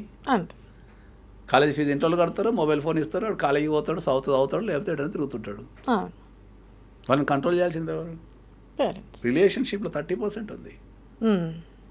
వీళ్ళు ఎమోషనల్గా చచ్చిపోవటము, వాళ్ళు చచ్చిపోవటము, వీడు చంపటము, లేకపోతే ఈ ప్రెగ్నెన్సీలు రావటము, ఏదో ఒకటి క్రైమ్ ఈజ్ రిలేషన్షిప్స్ అంత క్రైమ్. డ్రగ్స్కి అలవాటు పడటము, తాగటానికి అలవాటు పడటము, ఇంటర్ రిలేటెడ్ ఇవన్నీ. అదే మొత్తం ఇదంతా ఎలా అంటే it's like a circle which is starting from parenting. ప్రధానంగా అదే చెప్తా నేను. ప్రధానంగా ఏంటంటే పేరెంటింగ్ అనేది కరువు అయిపోయింది. ఒక కన్నేసించాలి కదా, వాళ్ళతో ముచ్చట పెట్టాలా, వాళ్ళతో రోజు సంభాషించాలా, వాళ్ళ మంచి చెడు నేర్చుకోవాలా, వాళ్ళకి నేర్పాలా, కుటుంబం ఎట్లా రన్ అవుతుంది, నిలబడటం ఎట్లా, ఇట్లాంటివన్నీ నేర్పాలి వాళ్ళకి. మనం వాళ్ళకి ఏమైనా కూడా ఏమైనా నీ ర్యాంక్ ఎంత, ఏం చదువుతున్నావు, ఇది అంటే తప్ప కల్చరల్కి సంస్కారానికి సంబంధించి నేర్పుతాం లేరు. అందరూ అట్నే తయారైన ఒక్కళ్ళనే, మనం ఒక్కళ్ళని అంటే అన్ని కుటుంబాలు అట్నే ఉన్నాయి, ఏ కుటుంబం అంతే ఉంది. ఎట్లా అయిపోయిందంటే ఒకప్పుడు ఎవడన్నా చుట్టం ఇంటికి వస్తారు, 2-3 రోజులు ఉండేటోడు. ఇప్పుడు ఎప్పుడు పోతారా అని చూస్తారు. పోడు ఎక్కడది, వాడు వచ్చుడు ఎక్కడదాడు. వాడు అమెరికా నుంచి వచ్చినా కింద గేట్ నుంచి వచ్చిన రైట్ ఎల్లుండి ఫ్లైట్ పోతున్నాడు, అడే వెళ్ళిపోతున్నాడు. వీడు కలిసి ఎక్కడ మళ్ళీ పబ్బుల్లో రెస్టారెంట్లో కలుసుడు, అంతే. ఇంట్లో కలుసు లేదు సిస్టమ్. డిన్నర్కి పోతున్నాం అని అదేదో ఇంట్లో వండుకొని రావచ్చు కదా, లేదు. వస్తే మళ్ళీ ఇక్కడ ఉండాల్సి వస్తుంది ఒక 2 రోజులు. రకరకాల ఇష్యూస్ వచ్చేసినాయి కల్చరల్ యాక్టివిటీస్ ఇండియాలో. ఓకే, కానీ we Indians are known for our culture. బేసిక్గా మనము ఒక ఉమ్మడి కుటుంబం అని లేదు, ఉమ్మడి కుటుంబం రాదు, అయిపోయింది. ఇంకా కార్పొరేట్ వచ్చిన తర్వాత ఇంకా ఉమ్మడి కుటుంబం ఎక్కడి లేదు, ఇంకా కూడా సరిపోతుంది. న్యూక్లియర్ అంటారా మొత్తం, ఇంకా అసలు వచ్చే ఛాన్సే లేదు. ఎవరు చూసుకుంటున్నారు, తల్లిదండ్రులను ఎవరు చూసుకుంటున్నారు? ఒక సర్టెన్ ఏజ్ పెరిగిన తర్వాత మైగ్రేషన్ పెరిగిపోయింది. ఏమైనా ఏ దేశం ఏ సంస్థ పోయి సెటిల్ అవుదామని చూస్తున్నాడు, కానీ నీ చదువుకున్న చదువు, నీ భారతదేశము నీకే అర్థం కానప్పుడు ఇంకా ఎవరికేం చెప్తాం మనం? అంతే. ప్రతి ఒక్కరు చదువుకున్న నాకు తెలిసి ఒక 20% మైగ్రేషన్ ఉన్నట్టుంది యూత్లో. 20% of the youth migration to other countries. ఇంకా పేరెంట్స్ ఇక్కడ ఉండిపోతారు, వాళ్ళు అక్కడికి వెళ్ళి కల్చర్ జరుగుతుంది. వాడు అక్కడ వాళ్ళు ఇక్కడ ఏదో సంవత్సరానికి ఒకసారి చుట్టం చూపుకో, 2 సంవత్సరాలకు ఒకసారి, 5 సంవత్సరాలకు ఒకసారి వస్తే రిలేషన్షిప్ ఎక్కడ జరుగుతుంది? అంతే. ఇంకా పేరెంట్స్ కూడా చుట్టాలే, ఇంకా అంతే కదా. అయితే వీళ్ళు ఎప్పుడో ఒకసారి సంవత్సరానికి ఒకసారి వీళ్ళైనా అక్కడ పోతారు, చెప్పేది ఏదంటే వాళ్ళైనా ఇక్కడికి వస్తారు. చదువుకోవటం అని తప్పు అంటలేం, కానీ మనకు ఇక్కడ సచిన ఆపర్చునిటీస్ ఉన్నాయి. నీ దేశము, నీ భాష, నీ కల్చరు, ఇదంతా వదిలేస్తే నీ ఫ్యామిలీ. ఇప్పుడు అమెరికాలో ఇప్పుడు ఇవాళ కొత్త న్యూస్ పొద్దుగాల, ఇప్పటి నుంచి రోజు కాలేజీకి పోతే వీసాలు రద్దు చేస్తామంట. అవునా? ఓహో. డైలీ కాలేజీలో అటెండెన్స్ లేదనుకో వీసాలు రద్దు చేస్తామంట. మన దగ్గర చేస్తే అట్లా అది చేస్తారా? మన దగ్గర ఉంది కానీ ఎవడు పోతాడు, అంత మేనేజ్మెంటే కదా. అంటే మీరు ఒకవేళ స్కూల్కి మన కాలేజెస్కి రాకపోతే ఇది తీయం కానీ అటెండెన్స్ లేకపోతే మీ ఇంటికి ఇన్ఫార్మ్ చేస్తాం అలాంటివి. అన్నిట్లో ఉంది కానీ అన్నిట్లో ఉంది, అన్నిట్లో ఉందా నీకు దగ్గర దగ్గర 70% ఏమో అటెండెన్స్ ఉంటేనే ఎగ్జామ్స్ రాయాలనే. అవును, అది ఉంది. ఆ 70% అటు లేకుండా వీళ్ళు కాలేజీలో మేనేజ్ చేస్తున్నారు కదా వాళ్ళ అటెండెన్స్ కోసం. వాడి డ్రాప్ పడిపోతుంది కదా, కాలేజీకి ఎవరు రావటం లేదంటే వాణిజ్య పోద్దని వాడే మేనేజ్ చేసుకుంటాడు. 100 మంది ఉంది, 50 మంది రాలేదనుకో, వీడు విడుచుకోలేదు రిపోర్ట్ పోయి నా కాలేజీకి ఎవరు రావటం లేడని. వీడేం చేస్తాడు, నా కాలేజీకి అందరు వస్తున్నారు, మొత్తం నేను అందరికి పాఠాలు చెప్తాను, వీడు రిపోర్ట్ ఇచ్చుకుంటాడు. ఓహో, అట్లా పెద్ద స్కామే. అన్ని స్కామ్లే తీస్తే. ఓకే, సో ఒక రిలేషన్లో రావాలంటే ఫస్ట్ అమ్మాయి అబ్బాయి అసలు ఏం మాట్లాడుకోవాలి? ఎందుకంటే ఇప్పుడు పెళ్ళి అనేది let it B arrange marriage అవనివ్వండి, లేకపోతే లవ్ మ్యారేజ్ అవనివ్వండి. అరేంజ్ మ్యారేజ్ అయితే దే విల్ మొత్తం జాతకాలు ఏవో చూసి చేస్తున్నారు. లవ్ మ్యారేజ్లో ఏముంది, they will travel for some time, know each other well, దాని తర్వాత చలో చేసుకుందాం. ఈ రెండు అయినా అటు అవి డివోర్స్కి వెళ్తున్నాయి, ఇటు ఇవి డివోర్స్కి వెళ్తున్నాయి. ఎందుకు మరి? ఆ టైమో జాతకాలు చూసి చేస్తారు, ఈ టైమో లవ్ మ్యారేజ్. నువ్వు జాతకాలు చూసి చేసినా, ఇటు లవ్ మ్యారేజ్ చేసుకున్నా, ఇప్పుడున్న పరిస్థితులలో ఇండియాలో మ్యారేజ్ నిలబడటం చాలా కష్టం. నేను డెఫినెట్లీ చెప్తున్నా, మీరు ఎవరేమైనా అనుకోండి, తిట్టండి, లేకపోతే ఇంకా ట్రోలింగ్ చేసుకోండి, ఏదైనా చేసుకోండి, కానీ లాంగ్ టర్మ్ రిలేషన్షిప్స్ ఇండియాలో లేవు. లాంగ్ టర్మ్ రిలేషన్షిప్స్ లేవు ఇండియాలో. ఏది ఉన్నా short time, based on their adjustments అంతే. ఓకే, పెళ్ళి చేసుకున్న వాళ్ళకు కూడా అదే చెప్తున్నాను, ఎందుకంటే నేను కొన్ని లక్షల కేసులు నేను చూసినా కాబట్టి చెప్తున్నాను. There is no long term relationships like old సిస్టంలో లైఫ్ అంతా ఒక్కరితోనే గడపాలా అనేది లేదు. They are getting bore. Okay, కొట్టేస్తారు ఇద్దరికి ఉన్నది పరిస్థితి. అది అంటే ఎందుకు? Why is that? ఆప్షన్స్ ఎక్కువైపోయినాయి. ఇప్పుడు ఒక అబ్బాయికి ఒక అమ్మాయి దొరకడమే కష్టం అవుతుంది కదా. ఇప్పుడు ఒక అబ్బాయికి అమ్మాయి దొరకడం కష్టం అవుతున్నా, ఏదో పెళ్లి చేసుకుంటున్నారు, కొట్లాడుకుంటున్నారు, ఇంకొని పెళ్లి చేసుకుంటున్నారు. ఓకే, రిలేషన్షిప్లో ఉంటున్నారు, కొట్లాడుకుంటున్నారు, ఇంకో రిలేషన్షిప్లో ఉంటున్నారు. లాంగ్ టర్మ్ రిలేషన్షిప్స్ ఇప్పుడున్న కల్చర్లో లాంగ్ టర్మ్ రిలేషన్షిప్స్ మెయింటైన్ చేయడం అనేది రేరెస్ట్ రేర్. ఓకే, ఎందుకంటే మనకు పెరిగిన ఫెసిలిటీస్ కావచ్చు, కల్చర్ కావచ్చు, కల్చరల్ డిఫరెన్సెస్ కావచ్చు, ఇవన్నీ ఉన్నాయి. అప్పుడు మనకు ఎవరైనా ఇంటికి వస్తే, ఏ ఆడపిల్ల ఇంటికి వచ్చినా అన్నయ్య అని పరిచయం చేస్తుంటాం మనం. ఇప్పుడు ఎవరు పరిచయం చేస్తున్నారు? పిలవటం కూడా మన అన్నయ్య అని పిలుస్తుండే. ఇప్పుడు అంత ఫ్రెండ్స్ అయ్యిండు.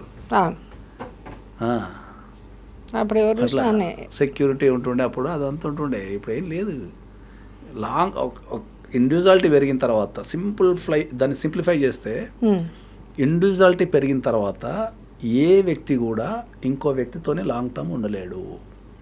Okay, this that's rule.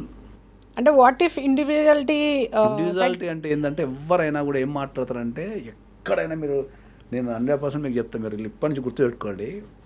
మీరు ఎవరితో చాటింగ్ చేస్తున్నా, ఎవరితో మాట్లాడుతున్నా, ఒక్కసారి మీరు కళ్ళు మూసుకొని ఆలోచించండి.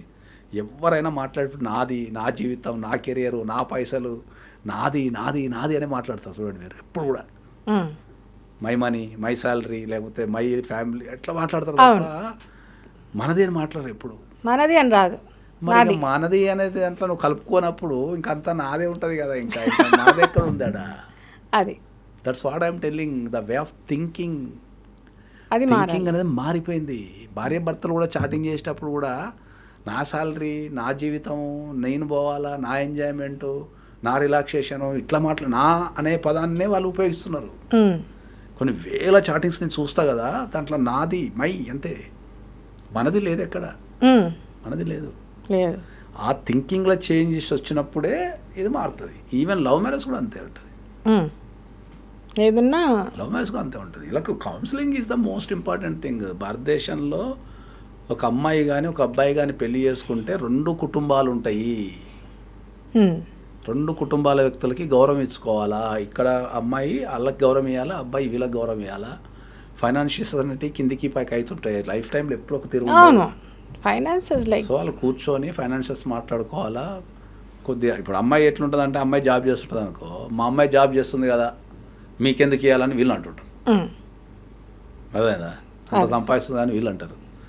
అత్తగారు ఏమో మొగుడు ఏమంటారు, నువ్వు జాబ్ చేస్తున్నావు కదా, పెళ్లి చేసుకున్నావు కదా, ఇది నీ ఇల్లు కదా, నువ్వు ఇక్కడ ఖర్చు పెట్టాలా మాకేనని వీళ్ళు అంటారు. ఆ అమ్మాయి ఏమంటారు, నేను తెల్లవాళ్ళు కష్టపడి వస్తున్నా కదా, నా పైసలు కదా, నాకు నచ్చినట్టు ఖర్చు పెట్టుకుంటా కదా, నువ్వు మొగుని సాధాలు కదా అని ఏమంటుంది కదా. ఏ పంచాయతీలంతా దీనికి అందరి కుటుంబంలో పైసల కంటే ఎక్కువ ఒక వీళ్ళందరికీ అర్థం కాని విషయం ఏంటంటే అసలు ఫస్ట్ ఒక బేసిక్ నాలెడ్జ్ మర్చిపోతారు అందరు. ఏ వ్యక్తికైనా ఈ భూప్రపంచంలో పుట్టిన ఏ వ్యక్తికైనా ఒక తోడు కావాల్సిందే. అది మంచిగా ముచ్చట పెట్టుకొని ఒక నచ్చినట్టు గడపడానికి, అంటే ఒక కాఫీ తాగుతునో లేకపోతే సినిమా చూస్తునో లేకపోతే కావాల్సిందే, ఓవరాల్గా తోడు కావాల్సిందే.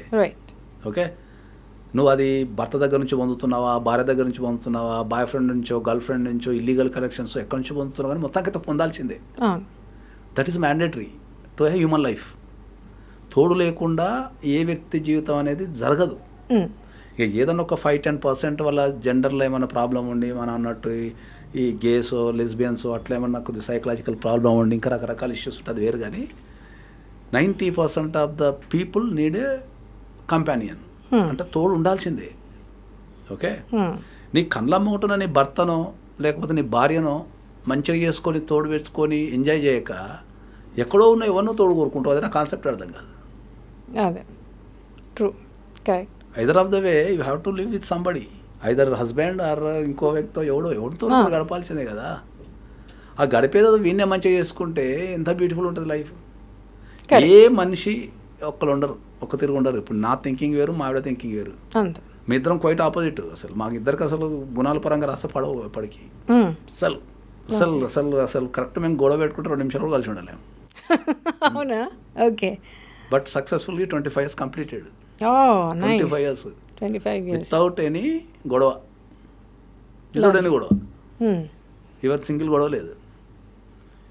ఎందుకంటే సాక్రిఫైస్ అంతే. ఆమెకి ఇష్టమైందో నేను చేసేస్తాను, నాకు ఇష్టం ఆమె చేసేస్తాను, కథ అయిపోయినా ఉండదు.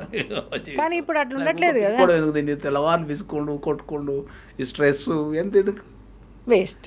నాకేమేమి ఇష్టం ఆమె చేసేస్తుంది, ఆమెకేమి ఇష్టం నేను చేసేస్తా, కథ అయిపోయింది. ఇంకా పంచాయతీ లేదు అయిపోయా. చిన్న లాజిక్ మిస్ అవుతుంది. అదే చెప్తున్నా నేను ఎందుకు తగ్గాలి, ఎవరి మాట తగ్గుతున్నావు, నేను ఎందుకు తగ్గాలి, నువ్వు తగ్గేది నీ జీవితాన్ని పంచుకుని వెళ్తున్నావు నువ్వు తగ్గేది.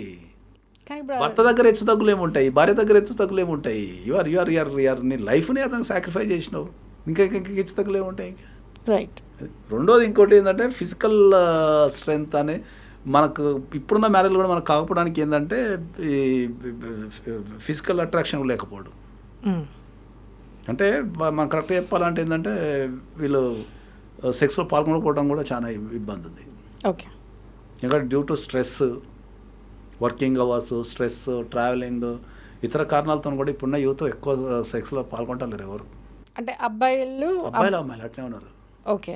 అంటే యు మీన్ దట్ అంటే అబ్బాయిలు స్ట్రెస్ వల్ల they are not giving their 100% ఇస్తలేరు, వీళ్ళు ఇస్తలేరు, వాళ్ళు ఇస్తలేరు, అంతే. That's the reason illegal relations పెరుగుతున్నాయి అంటున్నా. అంతే కదా.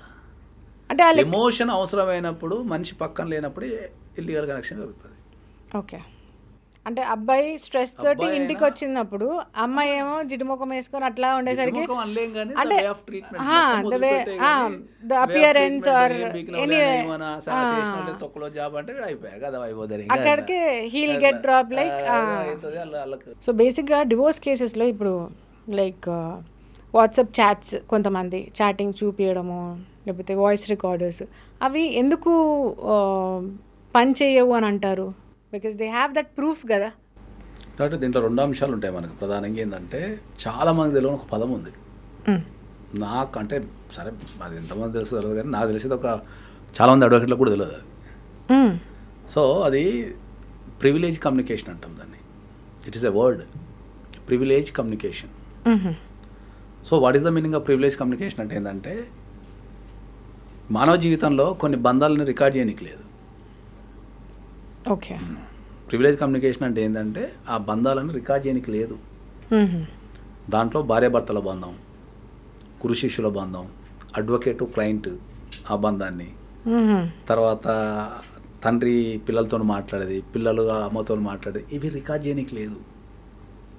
ఇవి రికార్డ్ చేసి మనం కోర్టులో సాక్ష్యం కింద పరిగణిస్తే, కోర్టు వాటిని సాక్ష్యం కింద తీసుకుంటే, ఇక మానవ జీవితంలో రికార్డులు తప్ప ఇంకేముండవు. ఇక అందరు ఫోన్లు పట్టుకొని రికార్డ్ చేసుకుంటే తిరుగుతుంటారు. ఇక ఆ హ్యూమన్ బ్యూటీ వెళ్ళిపోతుంది. ఓకే, అంటే ఈ కారణం వల్ల ఈ కేసును గెలిచినావు, ఈ రికార్డు తేవటం వల్ల ఈ కేసు గెలిచినావు అంటే ఇక ప్రతి ఓడు ఇక అంత రికార్డ్ చేసుకునే కాకుండా ఉంటారు.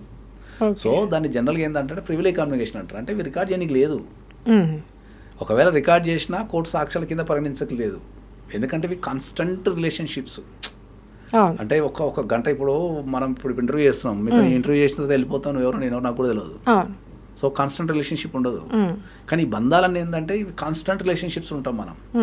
సో కాన్స్టెంట్ రిలేషన్షిప్లు ఉన్నప్పుడు ఎమోషన్స్ ఒకటే క్యారీ చేయలేము. ఏ వ్యక్తి కూడా క్యారీ చేయలేడు. అంటే వారికి ఆరోగ్యపరమైన సమస్యలు ఉండొచ్చు, అప్పుడు పిచ్చిగా ప్రవర్తించవచ్చు, సో ఫైనాన్షియల్ సమస్యలు ఉండొచ్చు, లేకపోతే ఇంకేమైనా కెరియర్ సమస్యలు ఉండొచ్చు. సో ఎప్పుడు కూడా ఒక వ్యక్తి ఎప్పుడు కాన్స్టెంట్గా మాట్లాడలేడు. సో ఆ కాన్స్టెంట్గా మాట్లాడినప్పుడు నువ్వు ఏదో ఒక సందర్భంలో మాట్లాడింది రికార్డ్ చేసేసి, సో ఈ సందర్భంలో ఇట్లా మాట్లాడాను కాబట్టి నాకు డైవర్స్ ఇచ్చేసి అన్నికి లేదు. ఓకే, జనరల్గా rule, this is general rule. Okay, every rule is exemption, every rule is exemption ఉంటుంది. రైట్. సో అందుకనే ఏం చెప్తారంటే ఏంటంటే రికార్డ్ చేయడానికి లేదు అనేది, ఏది హ్యూమన్ రిలేషన్షిప్స్ సంబంధించి రికార్డ్ చేయడానికి లేదు అనేది చట్టంలో ఉంటుంది. అది so let it be audio or video, ఏదైనా విలేజ్ అంటే అది ఎగ్జంప్షన్. ఆ relationship is exemption from the record. Okay, record చేయడానికి లేదు అని ఉంటుంది. ఓకే, సో ఉన్న కానీ ఎక్కడైతే క్రైమ్ ఇన్వాల్వ్మెంట్ ఉంటుంది చూడు, that is valid. Okay, let's assume that ఒక అమ్మాయి ఆర్ అబ్బాయి కొట్టినట్టు క్రైమ్ కి సంబంధించిన అవి ఈజీ, అది పరిగణిస్తారు. జనరల్ సంభాషణ అనేది రికార్డ్ చేయడానికి లేదు. ఓకే, కానీ ఇప్పుడు మనకు పెరిగిన టెక్నాలజీ ప్రకారం ఏంటంటే ఇక ప్రతిదీ సాక్ష్యాన్ని ప్రూవ్ చేయలేం కాబట్టి ఇక ప్రతి ఓళ్ళు రికార్డ్ చేసుకొని దాన్ని తెచ్చి కోర్టులో పెడతారు. అట్లా కోర్టు పరిశీలించినా కూడా దాన్ని సెకండరీ ఎవిడెన్స్ కిందనో సర్కమ్స్టాన్సెస్ ఎవిడెన్స్ కిందనో చూస్తుంది తప్ప మెయిన్ కింద చూడలేదు. అది ప్రైమరీగా చూడరు. ప్రైమరీ కింద చూస్తే అందరూ 5-6 ఫోన్లు కొనుక్కొని తెల్లవారులు అన్ని పెట్టుకొని తిరుగుతుంటారు. ఎప్పుడు ఎక్కడ నుంచి ఎవరేం మాట్లాడుతున్నా అది రికార్డ్ అవ్వాలి అనుకొని ప్రతి ఒక్క దగ్గర రికార్డర్. కాబట్టి అది ప్రివిలేజ్ కమ్యూనికేషన్ అనే పదం ఉంటుంది. ఇది చాలా మంది తెలియదు. ఇది ఓకే, అది పడుతుంది రికార్డ్ చేస్తూనే ఉంటారు, చేస్తూనే మాట్లాడతారు, ఏముండదు దాన్ని. ఎప్పుడు ఏది దొరుకుతుందో. ఇప్పుడు నా క్లయింట్స్ వస్తారు, మస్తు మంది రికార్డ్ చేసుకొని కూర్చుంటారు, దొంగతనం రికార్డ్ చేస్తుంటారు. అదేదో డైరెక్ట్ నాకు చెప్పి రికార్డ్ చేస్తే నేనే మాట్లాడతాను కదా. ఇప్పుడు ఒక క్లయింట్కి మనం కౌన్సిలింగ్ ఇచ్చేటప్పుడు, లేకపోతే ఒక క్లయింట్కి ఒక సమస్యను ఎక్స్ప్లెయిన్ చేసేటప్పుడు వాళ్ళ స్థాయికి వెళ్ళి ఎక్స్ప్లెయిన్ చేయాల్సి వస్తుంది. ఒకరు ఒక విషయాన్ని చెప్పానే పక్కన అర్థం చేసేసుకుంటారు, ఒకరికి 100 సార్లు చెప్పిన అర్థం కాదు. ఓకే, వాళ్ళకి వేరే రకంగా చెప్పాల్సి వస్తుంది. ఇక ప్రతి ఏది నేను రికార్డ్ చేసుకుంటా అంటే చేసుకుని ఎవడు వద్దాను, record everybody has a option to record everything. కానీ ఒక సమస్యలో ఉన్న ఒక ఎమోషన్ రికార్డ్ చేస్తాను అనేది అది మూర్ఖత్వం. అదంటే నేను ఎప్పుడు నేను దృష్టి ఏడు ఉంది, సమస్య మీద లేదు, రికార్డు మీద ఉంది. ఓకే, దాన్ని ఎట్లా సాల్వ్ చేద్దాం నువ్వు అక్కడే నేను కేసు ఫెయిల్డ్ అంటే నేను. ఓకే, అంటే you are not trying to solve the problem. ఇది ప్రాబ్లం ఉంది నిజంగా. ఒకటే ఇప్పుడు నిజంగా నువ్వు విపరీతమైన ఆకలితో ఉన్నావు అనుకో, ఏం పెట్టినా తింటావు నువ్వు క్వశ్చన్ వేయకుండా. సీరియస్గా వచ్చేసి నేను ఆకలి అయితే నేను చచ్చిపోతున్నా అంటాడు. సరే ఆడ నిన్న అన్నం తినిపోయి తినడాడు, దానికి వేడి ఆమ్లెట్ ఉంటే బాగుండు, పప్పు ఉంటే బాగుండు, దీంట్లో పచ్చడి వేసుకొని తింటే బాగుంటుంది వానికి. అంటే ఆకలి కావట్లే వానికి, నిజంగా ఆకలి ఉండి ఎన్న అడుగుతాడు, ఏదో ఒకటి బెటర్ అయ్యా తినిపోతా అంటాడు. ఆకలిస్తుంది అంటే వానికి దృష్టి అక్కడ లేదు. అట్లనే ఇది కూడా అంతే. కొన్ని బంధాలను రికార్డ్ చేయడానికి లేదు, రికార్డ్ చేసినా అవి సీరియస్గా తీసుకోరు. ఒకవేళ తీసుకున్నా అవి సెకండరీయో సర్కమ్స్టాన్సెస్ ఎవిడెన్స్ అట్లా తీసుకుంటారు తప్ప డైరెక్ట్ తీసుకోనికి లేదు. ఓకే, అండ్ కొంతమంది ఫీమేల్స్ కేసులు పెడతారు దట్ జస్ట్ హస్బెండ్ మీద కాకుండా కొంతమంది అత్త మామల మీద హూ ఆర్ ఎల్డర్, దాంతోపాటు వాళ్ళ అక్కలు ఉన్నారు, వాళ్ళ చెల్లెలు ఉన్నారు, సిస్టర్స్ మీద ఉన్నోళ్ళు లేనోళ్ళు, వాళ్ళు చేసిందెంతో చేయందెంతో తెలియదు, బట్ ఉన్నది కాబట్టి పెట్టేస్తారు. అదే అబ్బాయిలు మ్యాక్సిమం అది ఎక్కడ మ్యాక్సిమం అది చూడలేదు నేను. ఎందుకు అబ్బాయిలు అదే చెప్పిన కదా, మన అబ్బాయిలకు కేసు పెట్టాలంటే ఫస్ట్ నామోషి ఫీల్ అవుతారు అనేది ఒక పాయింట్. ఫస్ట్ ప్రధానంగా నామోషి ఫీల్ కావటము, చట్టాల మీద అవగాహన లేవటము, ఒకవేళ అవగాహన ఉన్న ఎక్సర్సైజ్ చేయకపోవటం. పరువు కోసం అని కాదు, ఏం జరుగుతుందిలే నేను పోతే తీసుకుంటారా, ఎక్సర్సైజ్ చేయరు. ఇప్పుడు చాలా మందికి నా దగ్గరికి వచ్చిన వాళ్ళకి మనం చాలా స్పష్టంగా ఈ కంప్లైంట్ తీసుకొని నువ్వు పో అని చెప్తా నేను. పోతే అవుతుందా సార్ అంటాడు ఇక్కడ నుంచి అచ్చా, మొదటికే. ఈయన పెట్టేస్తాడు. అరే అయ్యా నువ్వు పోయి నువ్వు కంప్లైంట్ ఇవ్వు, కంప్లైంట్ ఇచ్చిన తర్వాత నీకు ఎవరైనా రెస్పాండ్ కాకపోతే మళ్ళీ నా దగ్గరికి రా, నేను చేస్తా అంటే కూడా వాడు అదేదో నువ్వే చేయొచ్చు కదా సార్ అంటాడు. అది మొత్తం మీరే చేయాలి, మరి నువ్వేం చేస్తా. అదే చెప్తున్నా కదా, వాళ్ళకి ఏంటంటే లా మీద అవగాహన లేకపోవడము. మనకి ఎక్కడ చదువులలో లా ఉంటుంది, లాని పాటించాలని ఎక్కడ చెప్పేసేవారు మన దేశంలో. అవును, మరి అమ్మాయిలకి ఎక్కడ తెలుస్తుంది లా? అమ్మాయిలకే కాదు, అమ్మాయిలు కూడా చెప్పేసేవారు. మరి అమ్మాయిలు కేసులు పెడుతున్నారు కదా. అమ్మాయిలు కేసు పెడుతున్నా సరే, అమ్మాయిలతో పాటు అబ్బాయిలు కూడా కేసు పెట్టచ్చు అమ్మాయిల మీద అనే విషయాన్ని నేను చెప్పి నోరు పోతుంది తప్ప దాన్ని ఎవడు అది చేస్తలేడు. అది దట్స్ వాట్ ఐమ్ టెల్లింగ్. దరిద్రం అంటారా? పోయి కేసు పెట్టు, నువ్వు ఇక్కడ ఈ రూల్స్ పాటించు అంటే 100 2 3 పోతారు, 95% పోరు. ఓకే, అక్కడ ఇన్వెస్టిగేషన్ ఆఫీసర్ వేసే క్వశ్చన్లు కూడా నన్ను అడుగుతుంటాడు మీ దగ్గరే. మనం అడ్వకేట్ వాళ్ళకి ప్లేట్లో పెట్టేసి అన్ని ప్రతిదీ. పలానా రిజిస్ట్రేషన్ ఆఫీస్కి పోరంటే అది ఎప్పుడు తెస్తారు సార్ అంటాడు కదా. చేస్తారా సార్ అంటాడు, అది రిజిస్ట్రేషన్ ఆఫీస్లో చెప్తాడు. పలానా రిజిస్ట్రేషన్ ఆఫీస్కి పోరా, అక్కడ పోతా అంటే వాడిని అడగడు క్వశ్చన్స్ ఏమి, అడ్వకేటే చేయాలన్నీ. ఓకే, సో ఎప్పుడైనా కూడా అబ్బాయిలు కూడా కేసు పెట్టచ్చు, వాళ్ళు ప్రాక్టీస్ చేయాలి దాన్ని. It is use to practice. Okay, ఒక అడవిలో దారి లేదు, ఓకే, ఫస్ట్ ఒకటి నడుస్తాడు, తర్వాత ఇంకోటి నడుస్తాడు, ఇంకోటి నడుస్తాడు, ఇంకోటి నడుస్తాడు, 100 మంది నడిస్తే దారి ఏర్పడుతుంది. అది that is a simple logic. అది ఈ అడవిలో దారే లేదు సార్, ఎవడు నెడతాడు సార్, ఎవడు పోతాడు సార్, నువ్వు అనుకున్నావు అనుకో కథం అయిపోయింది, దారే రాదు. ఎక్సర్సైజ్ ఏంది, నువ్వు irrespective of the result first నీ ప్రయత్నాన్ని చేయి. నువ్వు పెళ్ళి నీ ప్రయత్నం చేస్తుంటే నువ్వు సగం సక్సెస్ అయినట్టు. రిజల్ట్ కొద్దిసేపు పక్కన పెట్టు, వాడు తీసుకోడు సార్ అని చెప్పి వాడు ఇక్కడనే కూర్చుంటాడు, కథమే అయిపోయింది. అంతే. అంటే ఎందుకు తీసుకోడు సార్, నాకు అన్యాయం జరిగింది కదా, నేను పోతా సార్, నేను కొట్లాడతాను, నేను చదువుకున్నా కదా, నా వెనక మీరు ఉన్నారు కదా, సరే నాకు ఏమైనా ప్రాబ్లం వస్తే మీరు చూసుకుంటారు కదా అని చెప్పి పోడు.